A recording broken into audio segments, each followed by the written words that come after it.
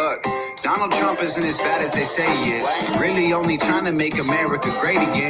The Bible's just a book for people scared to be atheists. Did we land on the moon? I mean, maybe they faking it. The earth could be flat, the presidents could be aliens, and Americans might even be nicer than Canadians. Unpopular opinions got us caught up in the craziness and hating one another, but we're all just homo sapiens. Someone's always gonna hate you no matter what. Might as well just be yourself and let people think you suck. Opinions are like bottles, everyone got one they cover up, and all you gotta do is follow through when you yelling that you don't give up. I ain't letting anyone piss in my cornflakes. Stay the hell on my face and I will stay out of your way. I know that life is cruel and lately it ain't fair at all. You hate your job, your phone is lost, there's evil men and racist cops. Yeah, I don't care if you're black or white or gay or straight or old or young or smart or dumb or where you're from or what you make. The only thing I care about is living like I'm not afraid of dying while I'm sleeping, so I seize it when I'm still awake. We're so angry, everyone we don't. Amen. We can't even take a joke. We should really let it go and be happy. Stop. Are you there, Lone Wolf? I'm here. All right. Good evening, everybody. Welcome to Smack Talk Live. I am Coach along with Lone Wolf, and I don't know. We have topics to talk about. Yeah. Not really horribly exciting action week in sports, but some stuff that's going on and things that need to be talked about. So the things, yeah. So we'll get going here with the I guess the I'm not gonna say the biggest story. I'm gonna say the most well-known story of the week. We have a first-time national basketball champion, the Baylor Bears. Yep. And I didn't really watch the game. I know we were on the phone when the game started, and then I kind of scoreboard watched it and then went to bed. like at halftime. And I watched the whole thing. I mean, after we talked, because I knew we wanted to talk about it on the show. But two, I really enjoy watching college basketball, so I really wanted to see what ended up happening. And for the game itself, I mean, I would say this, there have been games where teams don't play as well and then they get beat. I think in this game, Gonzaga came out and they looked a little sluggish to start the game, but at a certain point, they kind of woke up a little bit and started playing ball. I will just say that I think Baylor played about as good of a game as you possibly could have played for the championship level. And they were just better all the way around, defensively and offensively. They were very efficient. And so there really wasn't much of a chance. But Gonzaga is so talented that they managed to hang around just enough to make Baylor play the entire game.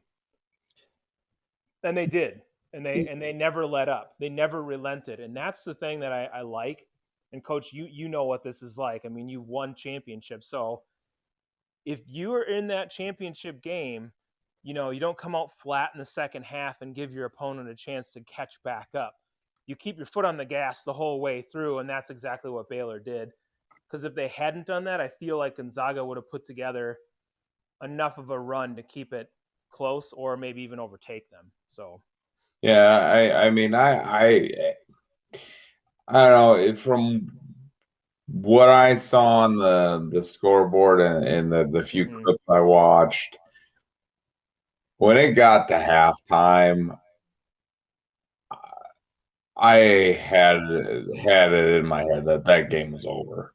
I didn't have that feeling that Gonzaga could come back from that. I just every time Gonzaga made a little bit of a run, Baylor just responded and was like kicking Gonzaga in the nuts. I mean, it was just repeatedly kicking them in the nuts. Yeah. every time, But that's the every thing. That's time. why they never came. They never were able to get back in because they did get. Baylor responded every single time. You're right. So, so congratulations to the Baylor Bears. Now, this is what this is why this is the thing I really, really am tired of sports. Is that not even 24 hours after the game is done, Mm-hmm. they already have odds that Gonzaga is the odds-on favorite to win the national championship next year. Yeah. Why? Who cares? I mean, come on, you guys. where's the, let's praise Baylor for what they did. Let them have their moment. No, it's not. Okay, Baylor won. Okay, yeah, next year Gonzaga's going to win. Right. Really? Yeah, I agree. I can't stand that. I can't stand that at all. And not only that, let's have both teams have their moment. Gonzaga had a 31-1 season. I mean, that's nothing to sneeze at either. Both teams deserve to get the accolades, and especially obviously Baylor because they won. But yeah, I agree. And not you know, well, that was great. Congratulations, Baylor. We'll talk about it for 5 minutes in an interview after the game, and then let's talk about next year. Right. Exactly. Yeah. So, um, and that's not going to change. That's how the sports industry has morphed.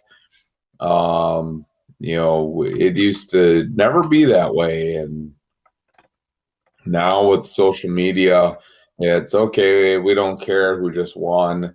We're moving on to the next year, and I think that has part to do with the decline in people following sports and watching sports because there's no longer that period of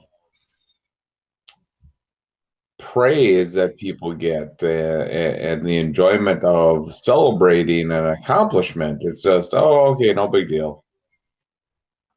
It is just we dismiss great accomplishments like they happen all the time.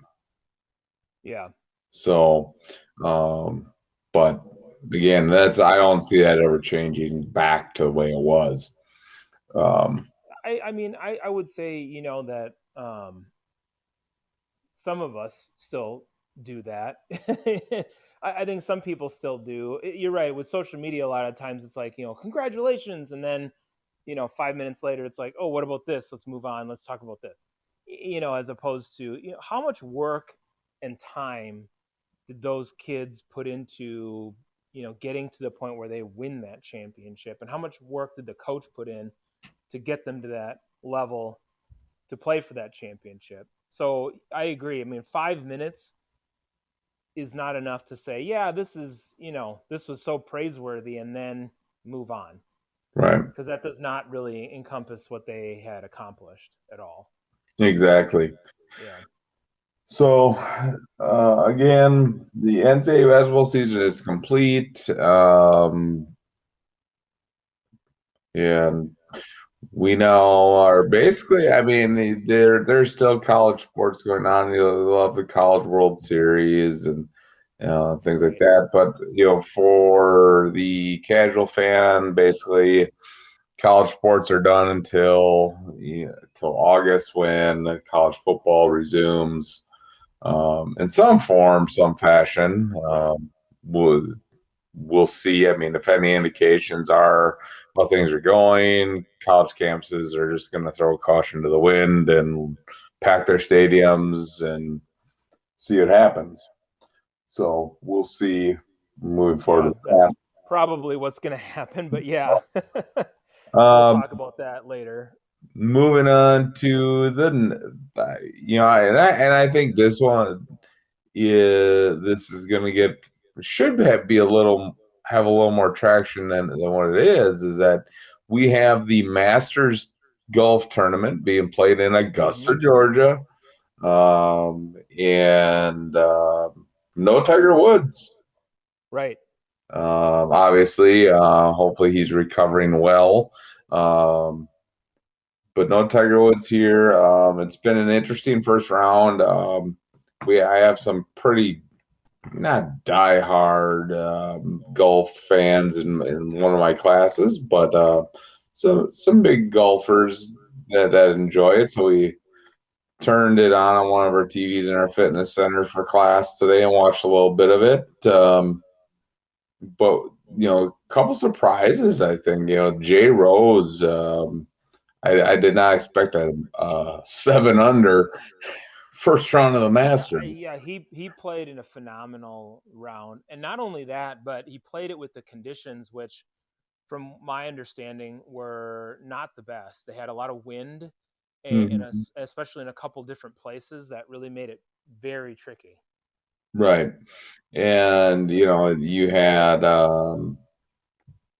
Johnson struggled a little bit. Yep. He was up there about halfway through his round and just struggled after that. He missed a birdie putt we watched, and it wasn't by much. And then after that, it was kind of you know not that he's out of it by any means, but I mean, you got the leader at -7. What you have to hope Hmm. for is that he comes back to the pack, and if you are in that even to -3 range, that he comes back to the pack, and you can make up some strokes Right. that way. Which Um, is definitely possible. I mean, there's a lot of times that guys have had really, really good Thursdays and they do not go on to win the Masters. right. So I mean, I think Rose himself, if I remember the article I was reading about it, had one of those times where he had a really good Thursday and then he ended up not winning.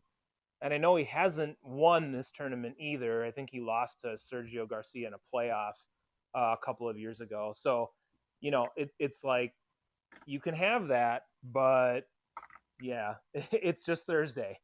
Yeah. So, And a couple, kind of a funny story. McElroy had a shot, Aaron shot that that hit his dad in the leg during, during the round. So kind of funny, nice. But then Fleetwood sinks a hole in one on the 16th hole. Yeah, that's pretty Uh, crazy. Yeah. so you don't see hole in ones a lot, especially at the Masters. No, So no, not at all. and like I said, I think that um, for the wrong reasons, the Masters got some headlines this week. Obviously, and we'll talk about the other side of the spectrum here Right. in just a minute. But there was a push for not the PGA. They didn't talk about the PGA, but they talked about the PGA and Augusta National not allowing the Masters to be played there because of the Georgia voting law. And Right. Right. they basically said, pound sand. We're and they came on and said, we support, everybody's right to vote and all that stuff, but they didn't say, anything positive or negative about the law. They just said we believe in the right to vote and Yeah. Yeah. all that stuff, but we're not that has nothing to do with basically what we're doing. Yeah, Right. and And they kept it focused on the sport itself. Yeah. right, and I think that more organizations for that sports organizations need to do that. Focus on your game. You can have if your organization wants to have a political stance on a certain topic, Hmm. fine. But I have a problem when you start making decisions based on that political stance. If you want to Hmm. donate money or show support through what you put on your uniforms or like the NFL on the fields, that's your choice. But when you start affecting fans and basically communities, Well, and that's the hard part, and I you know, guess Yeah, and we can segue into baseball and talk about that a little Yep. bit, or I didn't Yep. know if there's anything else you wanted to say about Nope. the Nope. Masters, like the golf No, and I was stuff. kind of segueing into Major League Baseball. Because I mean, I was gonna say along those lines, Coach, I was reading a few articles about it. Obviously, the All Star Game has moved to Colorado, but this is we can talk about the political aspect of it and what it does to baseball and the sports aspect, but from an economic standpoint, right. that definitely affects Atlanta and that area. And I wonder how hard they've been hit by COVID, because I read the article about Colorado, and the mayor of Denver is saying this is great for the economy and it's Right. going to do all these things and wonderful. It is, but what about what happens to Atlanta on the flip side now that they lost this? Well, You know, and again, we try not to get too political here yeah, yeah, and stay away from the social justice stuff. But when sports tie into that stuff, we we have got to to talk talk about about it. it. Yeah, So it's there. We got to talk obviously, about it. the outcry of this voting law was more geared towards minority populations. Right. Um, well, a couple of things when you look at it, and I didn't look at compare the Georgia voting law and the voter ID requirements in Colorado, but you moved the All-Star game from a high population of that has a high population of minority community that really could benefit from the economic gains that they would make from having the game there, to an area that is very low minority population, Mm-hmm. Definitely in comparison. and Colorado already has voter ID laws that they're not exactly the same, but that you need of ID in Colorado to vote. So this is a big egg on Major League Baseball's face by doing this.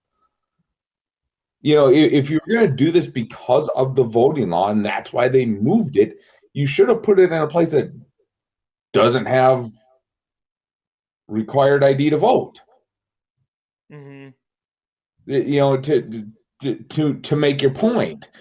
But you moved it to an area that still requires ID to cast Yeah, your vote. I don't think the laws are the same. Look, I didn't say I said that. Yeah, no, I know what you're The saying. laws Yeah, aren't the yeah, same, but that doesn't, to me, that doesn't matter. And I think to a normal person looking at this, it doesn't make any sense. yeah. And I mean, I'm reading the differences right now between the two as we're talking about this, and there are some differences between them. However, you're right. This is the issue. The optics don't Right. they don't appear to the casual person to be very good, because the optics are not they just don't appear right. I mean, is this good? Is this good for the sport? Is it good from that standpoint? That's the hard part. Anytime a sport makes a decision that has a political issue as part of it, because you're going to have some people that are thinking this is great. You had some former players that came out and said Major League Baseball was really right to do this. It was wonderful. And then you had some former players come out and say this is awful and this is a horrible decision. So yeah, you can't really get it right when it comes to doing this, when you pick it along political lines, Right. and you're making that sort of decision as a sport. And that's why I said I think the PGA got it right when they came on and said this is our stance on voting rights, Yeah, but we're not changing what we do in our sport. And then Major League Baseball totally bungled it. yeah. Again, I I will say this though, and I'd want to get your feelings about this. So you look at the PGA. most of the players in the PGA are not minorities in comparison to baseball, where you have a lot more minority players. So, I mean, do you think that's a factor in some of the decisions, that the decision that went into what they did? I don't. I have a hard time saying that's the reason. Yeah. I don't. I think an organization, again, uh, agree, we have, growing up, when we were growing up in the 80s and the 90s, you know, at least I'm pretty sure we were both raised this way, that we were raised, it didn't matter what somebody's race was. You treated the Yeah. person like a person. It didn't matter. And you didn't talk about, if they were African American, Hispanic, Caucasian. You, Right. you didn't you didn't say that. You said that person, these people, Right. they're a Yeah. person. Now it's all about, well, we always inject race into the conversation on everything. And Mhm. the thing, the people I like listening to when they give speeches and talks about this stuff is that when they are saying, instead of us always bringing up race, if we want to be a raceless society, we need to stop mentioning race and everything that's going on, Yeah. because that's how the division is happening, because we're interjecting race into everything. Yeah. So In all of the commentary. Yeah. right, Yeah. because these laws that are being passed, it's not in the laws. It doesn't say if you're a minority, or if you're African American, Hispanic, you have to have an ID. It's everybody. Whether you agree with it or not, it's not a law based The on law itself doesn't say that. No. right. I think the problem is that, when you interpret it and you start looking at it, it's likely to affect certain populations more than others. However, Well, again, though, it's kind of funny because we talked about this in the past. yeah. When you look at some of the stuff, getting a state issued ID, there are programs Mhm. to get you a free ID.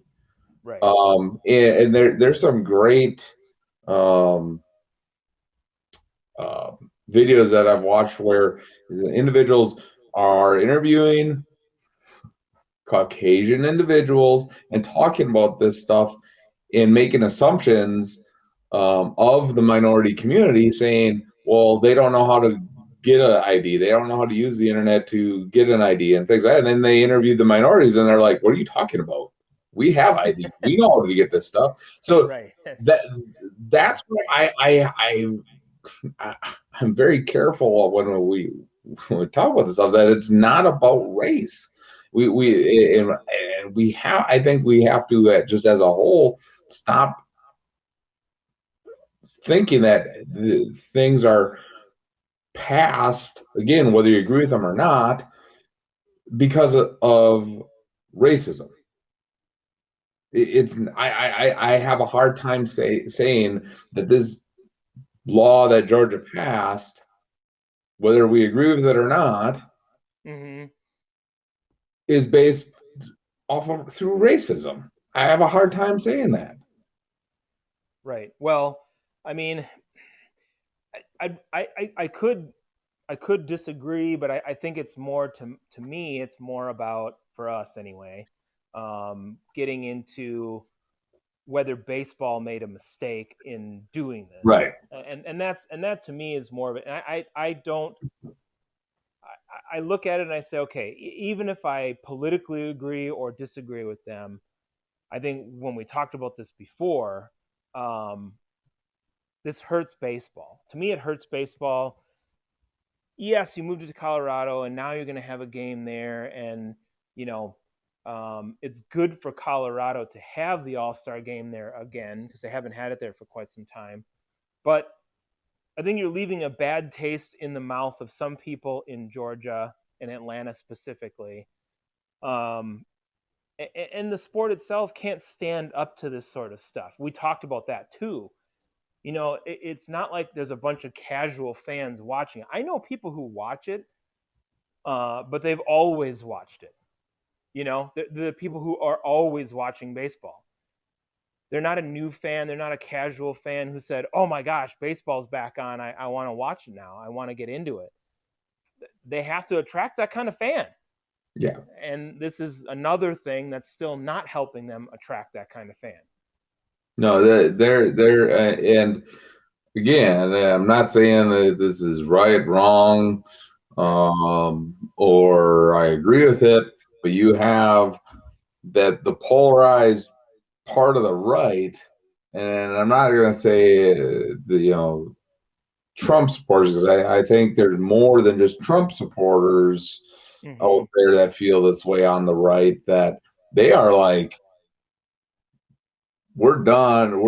We are boycotting Major League Baseball. We're going to push for people not to watch baseball, not to buy merchandise, not to go to games.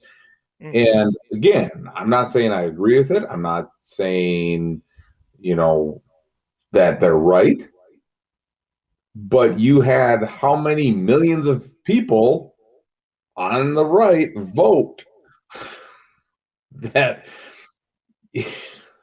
Yeah, well, and it's going to hurt Major League Baseball. Exactly. To me, it's those people are customers. Yeah. It's a customer. It's a fan. Yeah. And it's no different than if you own a shop and you put a sign out in front of your shop and you're a customer facing business and you want people to come into your shop and you put it out there and you support one party or the other. Well, guess what? People might not want to come and shop at your shop because of what you put out there. So don't do it. So then, when baseball does something like this, it regardless of whether you agree with it politically or not, it hurts you from the standpoint that you have fans / customers who don't want they don't want anything to do with your product because of what you just did. Right. And you're exactly right. Too many sports leagues are getting away from, we're a business. We're here to attract fans to give us money. Yeah. And I really think that you make too many more decisions like this, and within 10 years, Major League Baseball is going to be a shell of itself. Yeah. And because of all the other issues that they have anyway. Right? Yeah, I mean this is just adding on to the issues that Major League Baseball's having. Right. And what's really going to hurt them is that they've really reduced their minor leagues now, and that is one of the things that really, how you develop your young new fan base, because like over where we grew up, you had the Wisconsin Timber Rattlers. You weren't going to always go to Milwaukee for a baseball game because at that time they stunk. Sure, right. And there's something to be said about going to a minor league baseball game anyway. I mean, we have a team here where I live, and I've gone to some of those games, and it's minor league baseball, but it's fun to go to those games and enjoy a baseball game. Well, it's a lot cheaper, and it's a lot easier for me to go to a game there than it is for me to go to Milwaukee and see a game. And not that I haven't, but if you start taking that away, then you're impacting communities, economics, and the economy in the community. There's a whole lot of things that you're impacting. So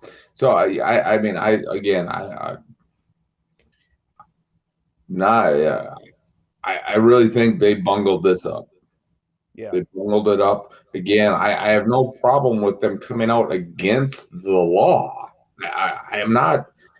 I don't. That's fine. Me and you both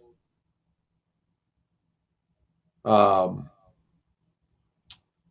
different opinions on certain things. Right. And but we don't bash on each other. No. No. We respect each other's opinions, whether we agree or not. Yeah. And And you're gonna have that, and that's just the way it is. It should be that way, right. Um, So again, I really think Major League Baseball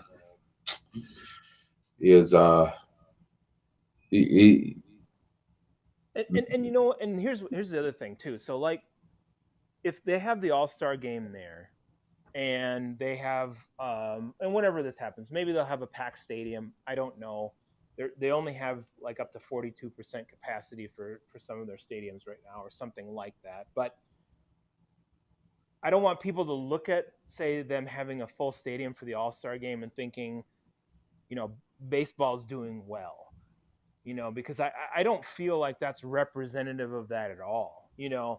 How many casual fans are going to be watching this? How many other fans are going to be watching? What are the TV numbers going to be like for the All-Star game? That's what I want to see, not if the fans are there at the stadium. Because, yeah, I'm sure you have enough people that could fill the All-Star game that are there to see it, but I want to see the numbers. I want to see what it's like. That's what I really want to know. right. And it's gonna be interesting. It's just be interesting to see what the television ratings for Major League Baseball are at the end of the first month of the season, Mm-hmm. to see where they're at. Again, I mean, I haven't even really been scoreboard watching and kind of watched the Brewers scores, but that's about it. It doesn't have really any big, huge impact on me Mm-hmm. going forward again because I'm not a huge baseball fan. I didn't grow up with it, so again, they're I just they continue to unimpress me with decisions that they make in terms of trying to build and save their sport.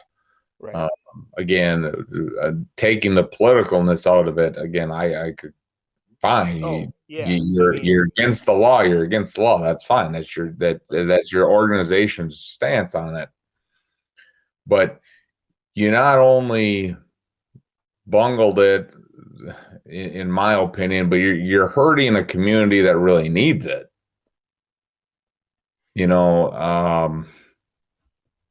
So that's where my issue with that is. Anyways, mhm. so moving forward, we have a big time trade in the NFL. Yes. Sam Darnold, no longer New York Jet. He is. They put him on a jet plane and got him out of town. Yeah. Um, you know, so he is traded to the Carolina Panthers for multiple draft picks. I mean, that tells you right there that the Jets will be taking a quarterback Yeah. at the number 3, right? I believe it's number 3, right? Or is it number 2? No, the Jets are at number 2. That's our number 2. So, the question will be, um, who are they going to take? Obviously, the rumors are Trevor Lawrence is going to be the number 1 pick. Um, you know, I think pretty much everybody's mock draft that I've seen so far has him going number 1. I haven't seen anyone say otherwise yet. now and again, this is interesting because and I'm just looking at this. This is April 7th, so the trade had happened. So it's kind of interesting that the trade was made with the Jets with Darnold, but Mel Kiper says that the Jets are going to take tight end from Florida, Kyle Pitts. I don't think that's going to happen here. I don't think that's going to happen anymore there, Mel. Unless they trade out. If someone wants to come up and get Pitts, because Pitts has been flying up the draft board for a lot of teams. But I have a hard time believing that the Jets would trade their starting quarterback and not go get a young quarterback. My opinion on that. I would not take a quarterback here. I don't like taking first round quarterbacks. I don't think they usually pan out very well. But that's just my opinion. Oh, I agree with you. I mean, I look at the quarterbacks that are out there, and they've been sticking more and more quarterbacks in the top 10, 15, however, your draft board plays out with all of these guys. And some of these guys, I am sorry, I do not think that they are going to pan out, in the long run. And so I'm so wary of doing something like that if you're in that round, depending on where you are and when you pick and who it is. But yeah, the Jets, I mean, they have a lot of needs. So, but the conventional wisdom here would be that they probably would take a quarterback. I've seen the BYU quarterback be mentioned, as far as I think Zach Jones picking him. But I don't know if that's the route they would go. I'm guessing that's probably what they'll do. Yeah, I would assume. I think the Jets really like the kid from BYU. Yeah. The rumor is the 49ers love Justin Fields. So we'll see what happens there. I don't think Justin Fields is going to be a great pro. No, I don't either. But hey, you know what? Good for the 49ers. You think you can do that? Great. They made that huge trade, and then they've got their eye on somebody. I don't know. I mean, I just don't. You and I agree on this. You don't make that kind of trade to get one player at the top of the draft that's a quarterback. The only way you do that is if you think he's a sure thing. Right. And all these guys are probably saying, "Oh yeah, this guy's a sure thing," but the odds are completely and totally against you when it comes to thinking that guy is going to be a sure thing. Right. And that's the thing. You don't know how good this. And a lot of these guys, the jury's still really out on that. A lot of them over the course of their careers so far, going back to several guys in the first round that we could go over. But yeah, I'm not a huge fan of that either. So, But anyways, back to the Darnold trade. yeah. I mean, I don't think the Jets are done making trades. Let's just put it that way. Mm-hmm. I think there's going to be a lot of wheeling and dealing there. They now have draft capital where they could maybe package and move back up into the first round and get two first round picks. Because the thing that's going to happen is even if you get one of these young quarterbacks, your offensive line's porous. If you don't fix your offensive line, you're going to put a young kid back there, and he's just going to get crushed. So you need to definitely shore up your offensive line. As for the Panthers, I think Sam Darnold's better than what people are giving him credit for. He's been on a really bad team. Yeah, and awful under Adam Gase. I mean that. Yeah, I mean, and come on, he had Adam Gase coaching him, for crying out loud. Right. I And for the majority of his career, it was Adam Gase. so basically he was coaching himself. Yeah, yeah, I mean, he probably learned more playing Madden than he did from Adam Gase. Let's just be yeah, honest. Um, yeah, so we'll see. I hope he does well. Um, I think the Panthers are going to be okay. I think they're looking at this now is that they're maybe a year or two away from being a competitive, like competing for really a division competitive. title. Yeah, Because now you need to give Darnold, even if Darnold turns out to be the um, guy. Right. the guy there, it's going to take him at least a year to learn the offense.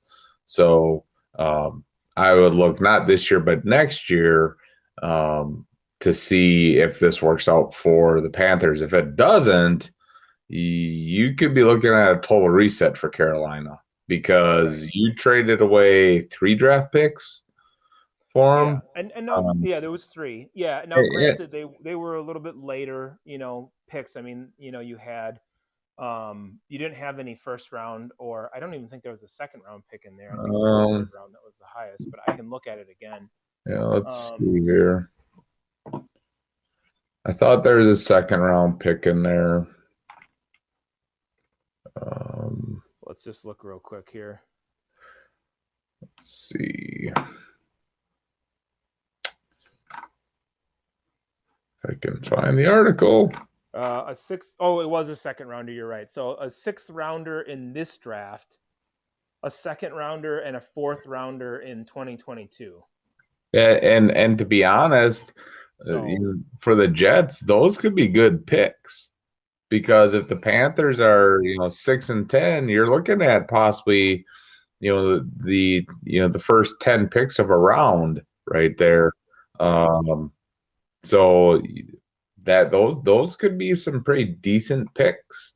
Yeah, Uh, I mean, so there's something there, as far as the Panthers, in terms of trying to build the franchise up because they are giving up that second and fourth rounder next year.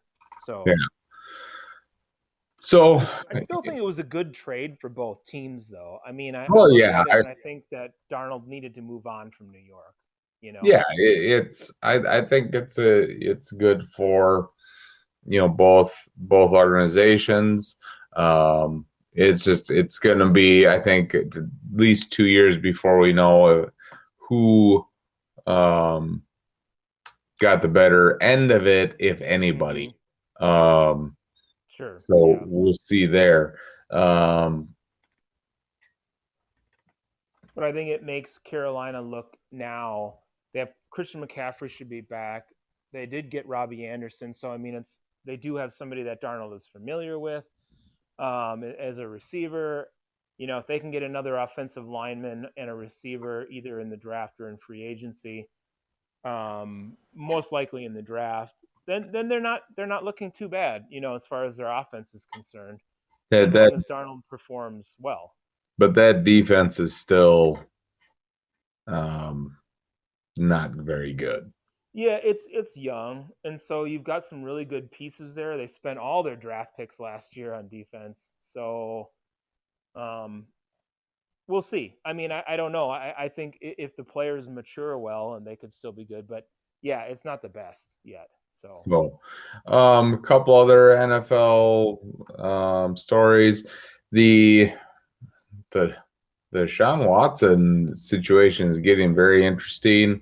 Um, I mean, there. yeah, I think it's up to 22 accusers. Um, so and now they're already in the courtroom, litigating different motions right. by both Yep. sides. So this is gonna be interesting. You know, Deshaun wants out of Houston. Well, he might not have a say whether he plays or not. Um, Right. because if this goes anywhere, the NFL may come step in and say you're suspended. Well, and they're investigating these allegations too. So, And um, I told you, Coach, before. I said this is going to be worse than we think it is, and it's really going to impede what happens with Watson, and you're like, oh no, I don't think it's gonna be that bad. Houston's gonna still want to keep the same price if they were gonna trade him. Well, they're still going to want they're not going to change their price. Right. But Why would you? no Why would no you?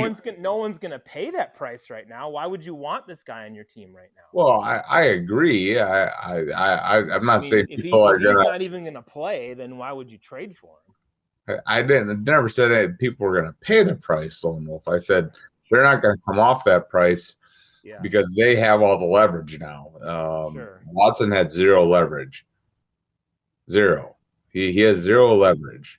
Um, he has lost it all. So, But if you're Houston, do you want this guy sitting on your roster and not playing? well, they may not have a choice Sure. because Yeah. if the NFL comes in and suspends him, they're not going to be able to trade him, Right. and he may I be guess they could sitting cut anyway. him, but that's about it. Yeah. Yeah, so um, you this is just getting so bizarre with Houston. It's just I don't know that franchise is in a whole world It's a of train wreck trouble. now. Yeah, it's a So, train wreck. Yeah. the other story, and this is an interesting story. I haven't. I read a little bit of it, and it's going to be interesting to play out. It's a story about the Packers 2022 cap situation, which we thought this year was hard on them. It's even worse next Yeah. year, and the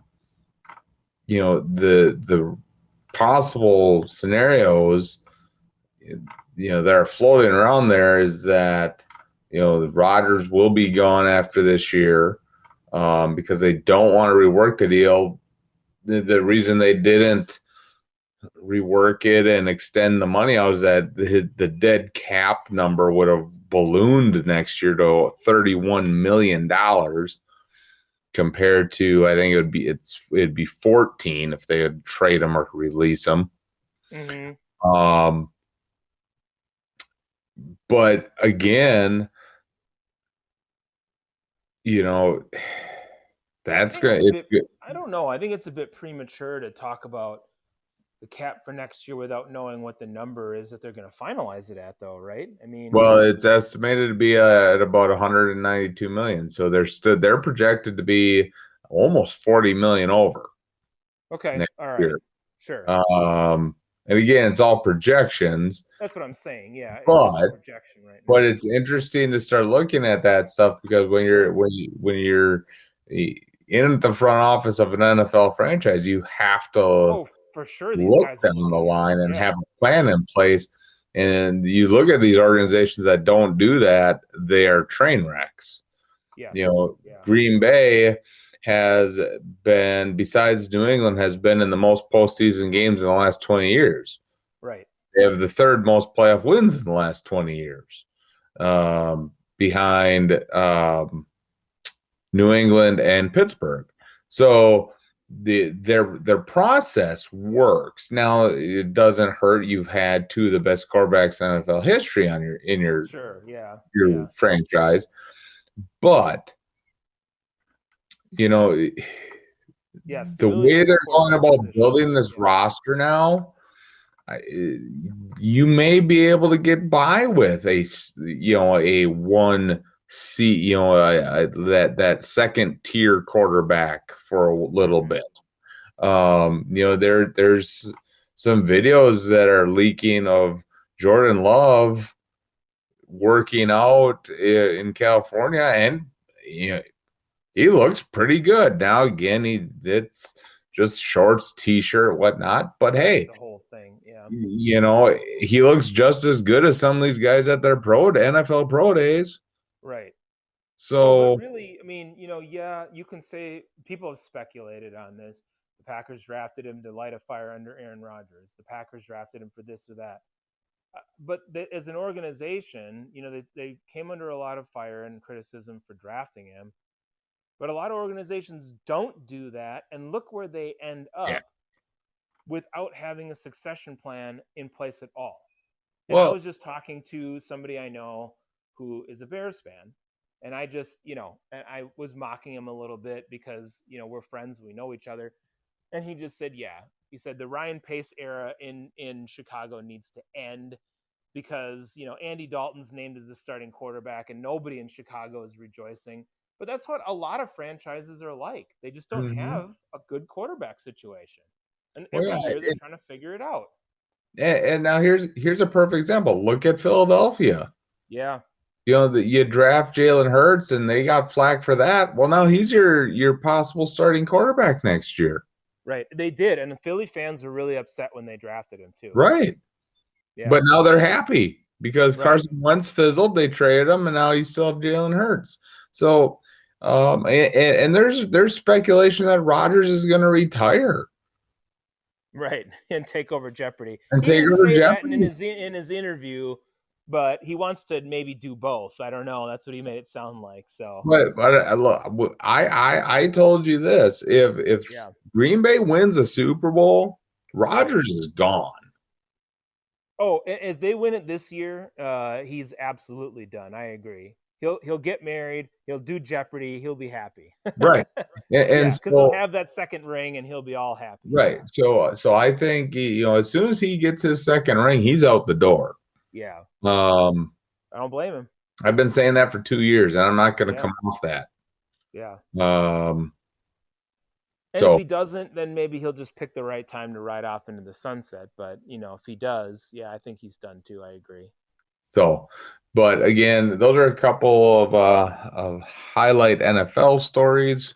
Again, I'm not going to get too much into the draft. We'll get there here in a couple of Yeah, I weeks. mean we've talked about it a little bit here and there, pieces of it, but yeah.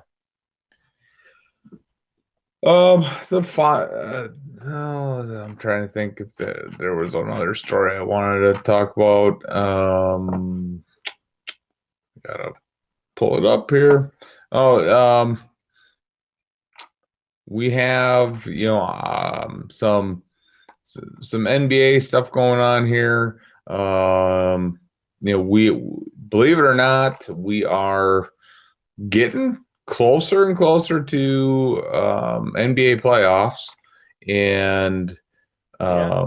we talked about a little bit, last week about some of the moves that were made by the Milwaukee Bucks Right. and the Nets. I'm telling you right now, the Nets. We talked about this injuries. Yeah. The injuries could be piling up here for the Nets. And KD was out, just came back, but Harden's still out. I believe, unless I misread something. Um, you know, everybody's talking about the Nets are the team to beat. Well, what are your thoughts on that after seeing what's going on here? I know the Bucks just lost a heartbreaker to the Warriors. Was it last night or the night before? They're leading the Mavericks going into the fourth quarter right now. What are your thoughts here as we head down the stretch of the NBA regular season here, on the Bucks or Well, just NBA in general? I'll say this. As far as I know, James Harden is still injured as well. So I think you're right on that. From what I've read and what I've seen, that is the case. So for them, you know, uh, this team to me is not going to win a championship. I know that's what everybody had been saying, but you said it, I think, best in that you've got a bunch of stars that kind of have come together but do they play great team basketball? And I don't think they do. I mean, most articles I read has been about their inconsistency. They've had a lot of injuries. And I'm not talking about them winning their first round playoff series or anything like that. We know that most likely they're going to do that.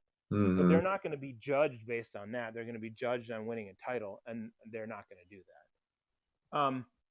The story that intrigues me the most, Coach, and you said this might happen. The Lakers are the 5 seed in the West right now. Yeah. And they just lost. They just lost again tonight to the Miami Heat. Yeah, that's the story that I am intrigued by the most.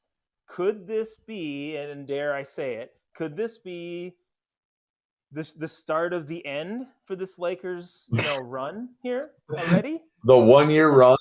The 1 year run. It could be. And there, the Lakers do have a lot of injuries right now. They do, yeah. As far as I know here, I believe, they signed Andre Drummond, who got hurt against the Bucks in his first game. You have LeBron James, who's still, he came back from the sprained ankle. I still think that is hindering him. You have Davis, who is in and out of the lineup with injuries.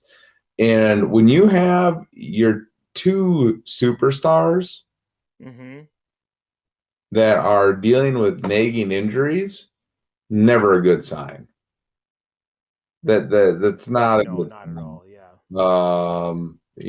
And you can say what you will, the headline here is, Heat beat depleted Lakers 110-104.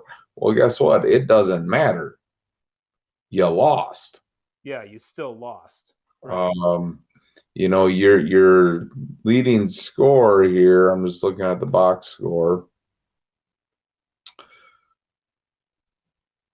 You had, let's see. Well, James did not play. That up, I mean, the reason this makes a difference is, when we talked about where the Bucks were going to end up in terms of their seeding, we said if they ended up as a 1, 2, or 3, it doesn't really matter. But to me, for the Lakers in the West, it absolutely matters what seed you are. Now, if you end up as the 5 seed, okay, well, you're probably going to be the away team for every series that you play. You're going to play the Nuggets in round 1 based on the seeding right now. And then if you happen to win that, well, then you're going to go to somebody else to play against them, assuming that there isn't a major, couple upsets in that first round. So then you're probably going to go play the Jazz or play the Suns or somebody, and you're going to be the away team there too. I mean, this makes a huge difference for them seeding-wise if they end up in this position at the end of the season. Well, right. And, you look at it, Davis and James, I believe, must be on the DL because they aren't even listed on the box score right now for the Lakers. So they must be on the DL. You have, and then the other story here is you have Marc Gasol, who signed with the Lakers, and he is now upset about his role. So now you have some dissension in that locker room. So you got multiple issues going on there in LA. And I'm a Lakers fan. I've been a Lakers fan since, the Kareem and Magic days. I root for the Bucks because they're the hometown team, but you look at this and this isn't good. No. If you're a Lakers fan, you need to be worried here. I think it's a portent of things to come. I honestly do. I really don't. I think sometimes people get caught up in well, the regular season doesn't really matter and the postseason matters. Now, I know we've said that before when it came to the Bucks when we talked about their situation. but the regular season still matters enough to where you have to position yourself in a certain spot. And the Lakers aren't doing that right now. They're putting themselves in a disadvantageous position.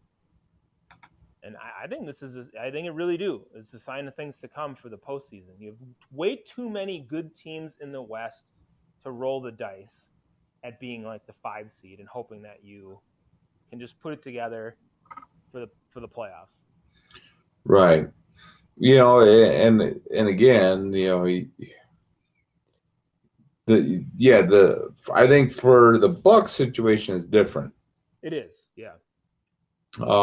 It is, they have to gel. So where they finish doesn't matter as long as they're gelling at the right time. Mm-hmm. The Lakers, it's injuries. Yeah. It's you have aging superstars like Anthony Davis. I know he's not like old, but he's had multiple injuries throughout his career that he's dealt with. So, again, they are kind of like the Nets. If you keep having these injuries, this is going to hurt you in the playoffs. Like right here, and I'm looking at the Nets injury report. You got James Harden, who on April 6th was diagnosed with a right hamstring strain. And it says he'll be reevaluated in 10 days. So that'd be on April 16th. So next Friday. Okay. James Harden has had these types of injuries in the past. Right. And the hamstrings do not heal quickly when you are playing sports. No, not at all. It doesn't. Especially not for a sport like basketball where you're running up and down the court and you're cutting and turning constantly, for sure. I think that's the biggest question mark. I think, well, there's a couple question marks I have for them, but that might be the biggest thing. And you started it off by saying that both him and KD have had injury issues. They're both injured now or had been injured now. And what is their health going to be like as they go into the postseason? That's a big question mark for me for that. Right. And that's the thing. It's like, where, does where does the rubber meet the road when you're talking about the longevity in the playoff series? The Nets are going to need to come out like gangbusters and try to win in 4 to 5 games in the first 2 rounds of the playoffs. Yeah. If they end up having to go 7-game series, they will not make it even to the NBA Finals. Right. Because I don't think they can do it. Their roster isn't really built for that. I don't think. You have to have, and this is something that I think, we talk about the Bucks, but there's other teams that have done this too. You have to have a bunch of guys on your squad that can fill a role and that are going to give you the contributions you need to win in those long playoff series, not just your superstars. So you have to be cognizant of that. And I don't know that the Nets really have that. They're top heavy. And if one of those guys gets injured or they have an off night or both in a series over 7 games, you could end up losing that series very easily. Right, exactly. And I'm just looking kind of at I'm trying to find a list of James Harden's history. And just going through a couple of these things, he's had multiple stints where he's had a grade 2 hamstring injury, which is a strain, and he's been out on average at least 2 weeks. Okay, well, 2 weeks here and there, and then you re-aggravate it, and all of a sudden we're talking that was a couple of years ago. You're now older. Your body doesn't heal as get any quickly. easier. Yeah. I would be very concerned if these injuries keep popping up. Even if they're just considered minor injuries. As players age, your body does not heal as fast. It just doesn't, and you're going to run into some problems here. Let me see here. So I was going through games played here since he came in the league in 2009.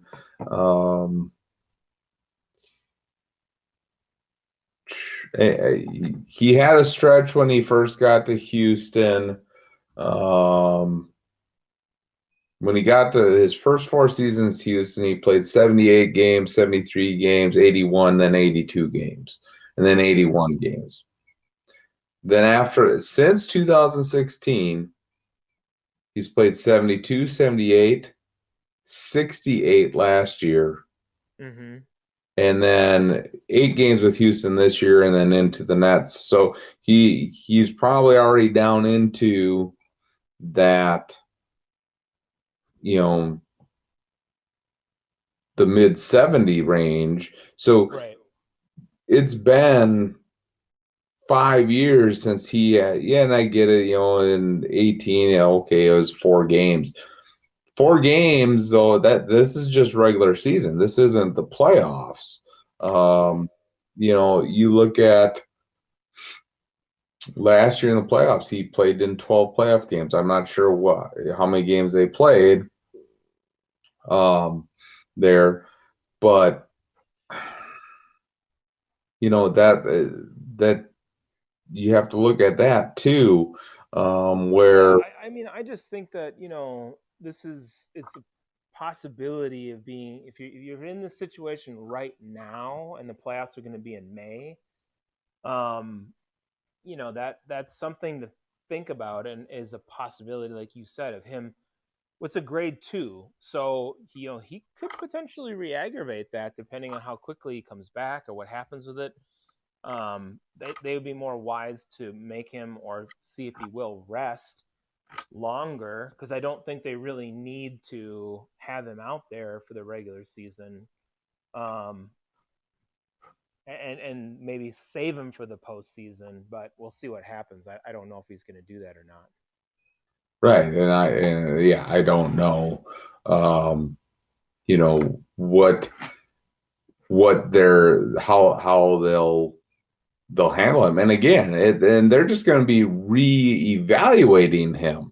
Right. This isn't saying he's going to be back. Well, that too. Right. Yeah. So again, going to be interesting to see how that all works out. The other thing is too, again, it's been a couple games with Aldridge being on the roster here. It's been 4 games. He's averaging 13 points a game, 27 minutes. So, I mean, if you look at the center they had there that was starting with Jay Allen, and he's only played 12 games. I mean, so they brought in 2 centers. They're averaging 13, 11 points respectively. The one center they had there only averaged 7.5, but they had played him 22 minutes a game, and Aldridge is averaging 27. So you get 5 more minutes a game and you have 6 more points. So really, how much is he improving that team?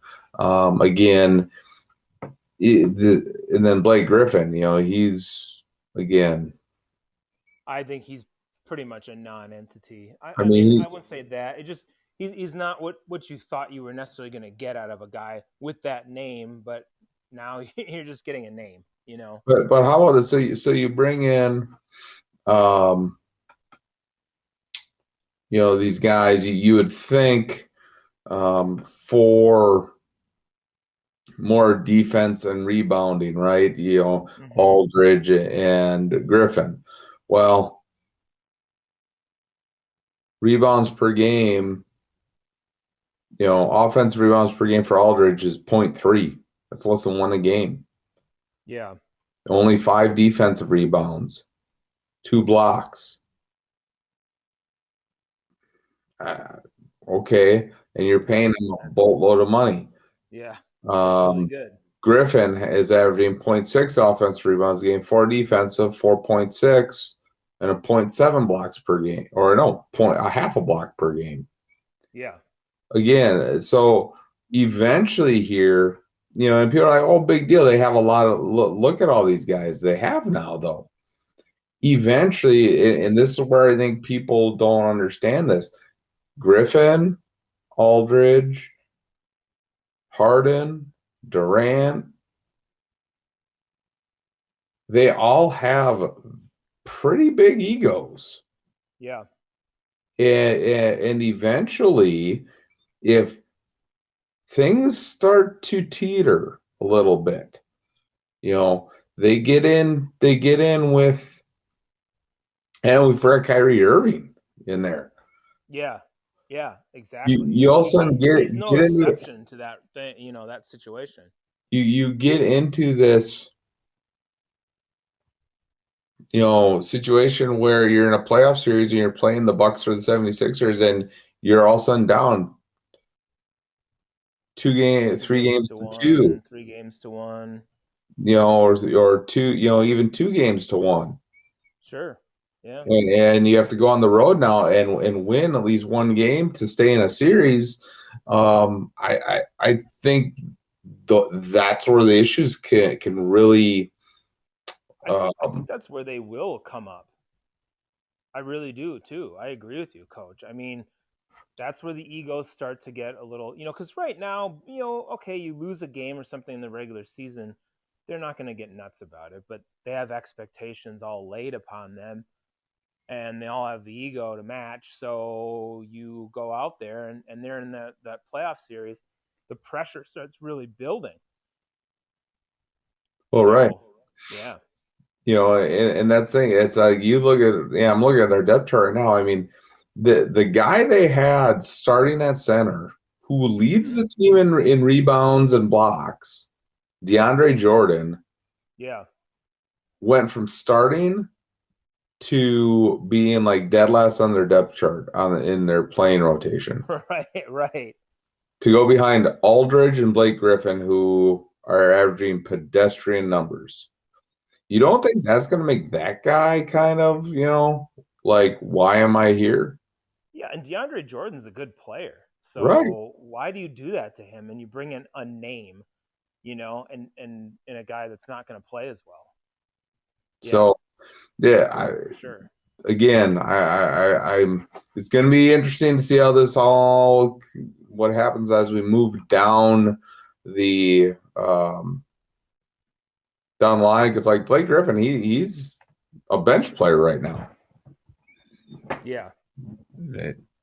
I think they almost treated him like he's a starter, but he's not the guy that he used to be. He just isn't. Bottom line, you need to recognize that. As an organization, you need to recognize that.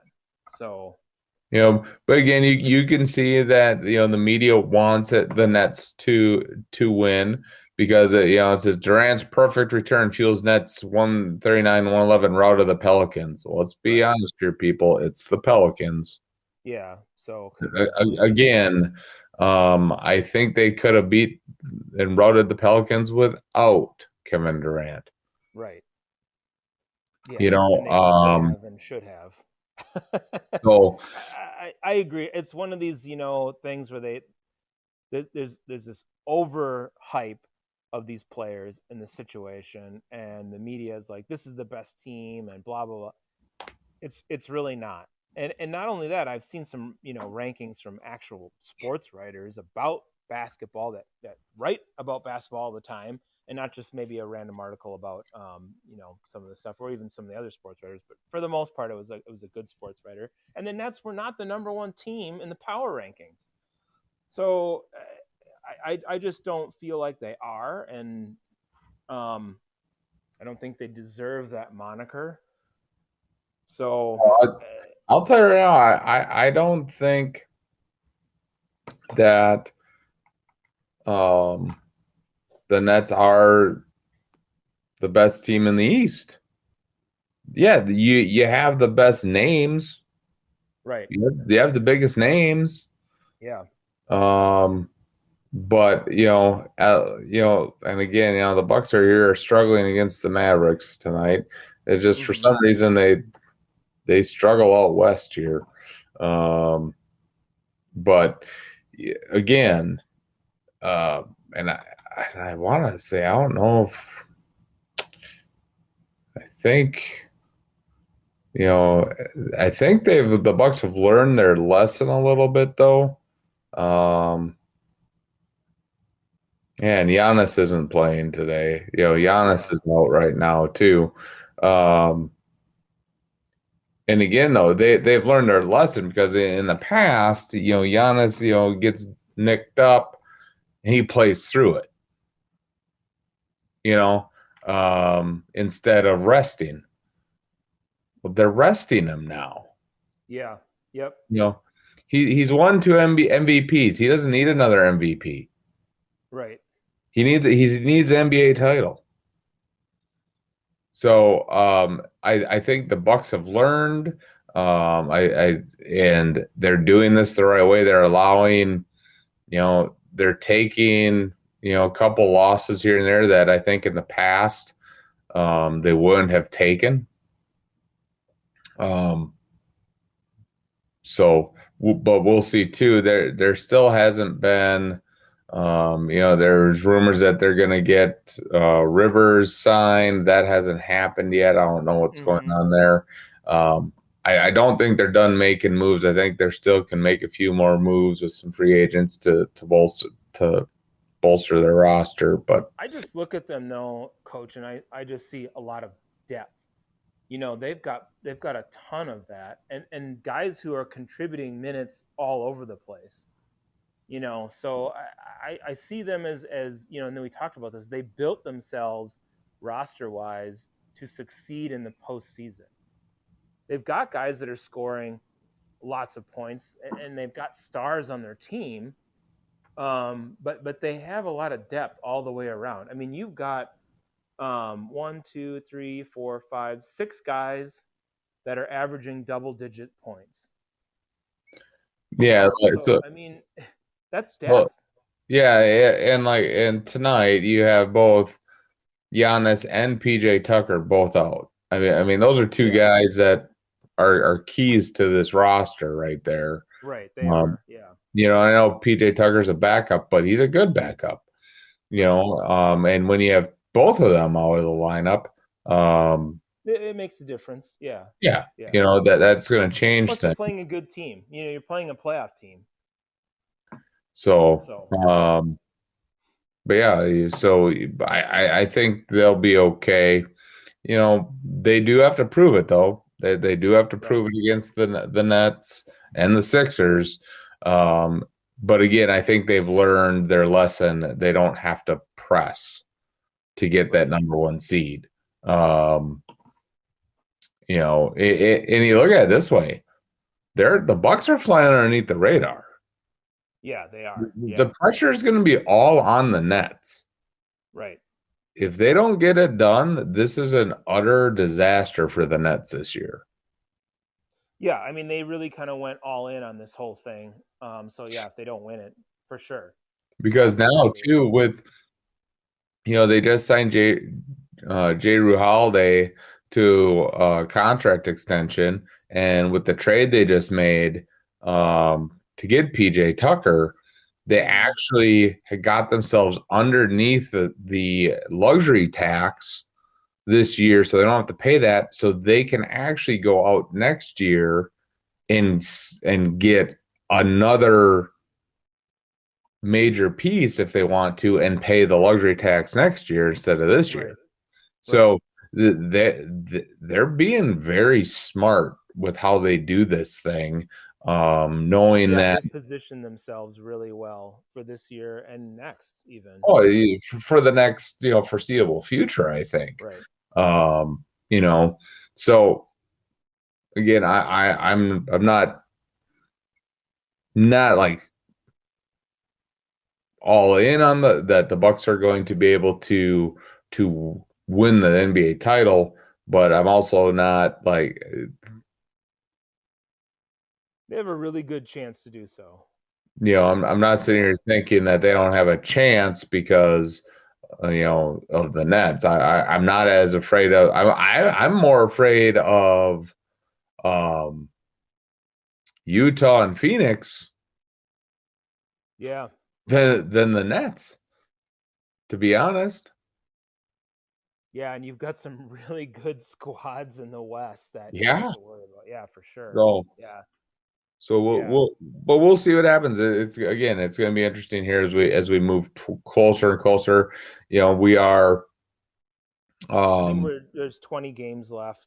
There's about 20 games. Thereabouts. For most teams, it's 18 to 20 games, something like that. So before we know it, we will be talking NBA playoffs here, and really delving into this stuff. So, anything else, Lone Wolf?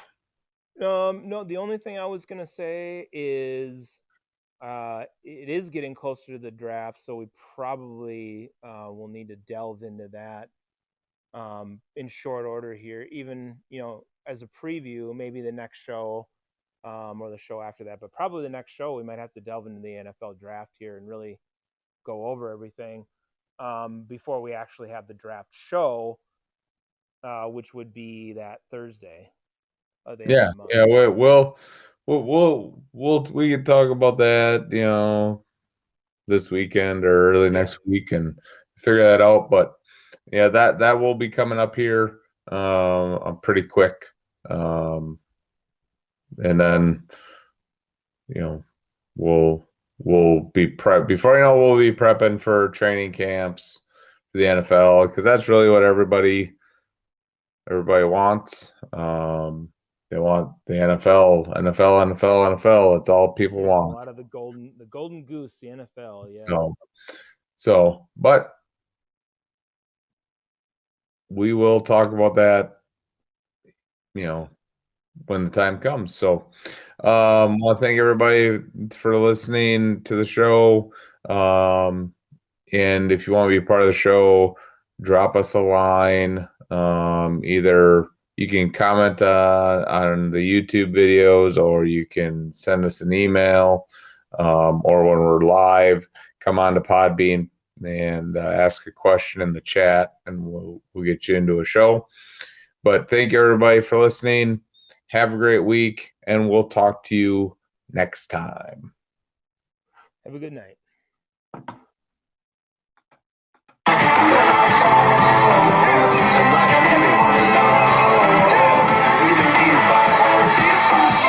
Maybe the feds killed Biggie and Pac. Maybe the Ku Klux Klan just needs some love and a hug. Maybe 9/11 really was an inside job, and the Christians are right, homosexuality's wrong. Or the Illuminati really want the best for the people, and abortions are murder, so they should just be illegal. So I don't know, that's all I'm saying. These opinions drive us crazy. Got us fighting so much lately, we're divided from our neighbors. Someone's always gonna hate you no matter what.